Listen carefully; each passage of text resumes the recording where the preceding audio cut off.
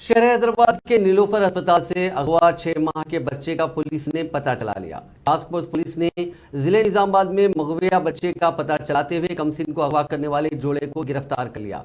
इस जोड़े ने पूछताछ में बताया कि चूंकि वो लावालद थे इसीलिए इस बच्चे का उन्होंने अगवा किया। तफसीलात के मुताबिक सलमान खान और फरीदा बेगम गंडीपेट के एक फार्म हाउस में चौकीदार के तौर पर काम करते हैं। उनके 2 बेटे हैं। बड़े बेटे को खराबी सेहत की बिना पर 14 सितंबर की दोपहर नीलोफर अस्पताल लाया गया था। उसको अस्पताल में दाखिल करा गया। वालिदा फरीदा बेगम अपने छोटे बेटे फैजल खान को पकड़े पहली मंजिल पर बैठी हुई थी क्योंकि बड़े बेटे का इलाज चल रहा था। इसी दौरान फरीदा बेगम के पास एक खातून आ गई जो इससे बातें करने लगी। इसी दौरान फरीदा बेगम खाना लेने वार्ड से बाहर चली गई। उसने जब मुड़कर देखा तो छोटा लड़का उसे नजर नहीं आया। उन्होंने बाद में पुलिस में शिकायत दर्ज कराई और पुलिस ने इस पूरे मामले को संजीदगी से लेते हुए इस बच्चे को निजामाबाद से खोज निकाला।